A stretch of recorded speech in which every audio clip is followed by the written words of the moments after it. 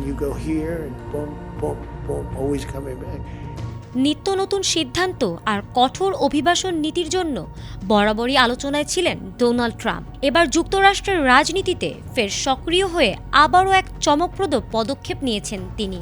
অভিবাসন ও ভিসা নীতিতে কড়াকড়ি আরোপের ধারাবাহিকতায় নতুন করে যেসব দেশের নাগরিকদের ওপর বাড়তি শর্ত আরোপ করা হয়েছে, সেই তালিকায় যুক্ত হয়েছে এবার বাংলাদেশের নামও।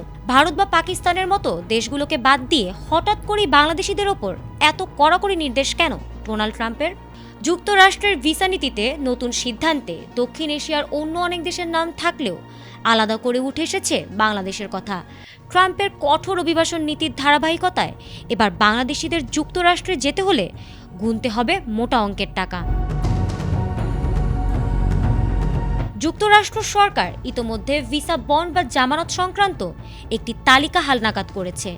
এতে বাংলাদেশ সহ কয়েকটি দেশের নাগরিকদের জন্য যুক্তরাষ্ট্রে অস্থায়ী ভিসা পেতে আর্থিক জামানত দেওয়ার বিধান যুক্ত করা হয়েছে।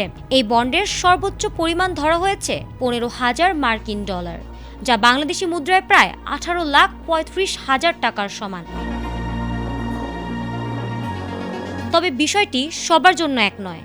কনসুলার কর্মকর্তা আবেদনকারীর ব্যক্তিগত তথ্য, ভ্রমণের উদ্দেশ্য, আর্থিক সামর্থ্য ও অতীত ভ্রমণ ইতিহাস বিবেচনা করে সিদ্ধান্ত নেবেন ভিসা বন্ড লাগবে কিনা এবং লাগলে তার পরিমাণ কত হবে।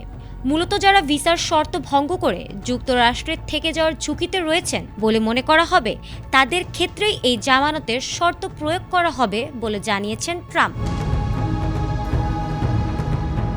ভিসা বন্ড মূলত একটি নিরাপত্তামূলক ব্যবস্থা। নির্ধারিত সময়ের মধ্যে যুক্তরাষ্ট্র ত্যাগ করলে আবেদনকারী এই অর্থ ফেরত পাবেন। অন্যথায় শর্ত ভঙ্গ হলে জামানতের অর্থ বাজেয়াপ্ত করার সুযোগ থাকবে।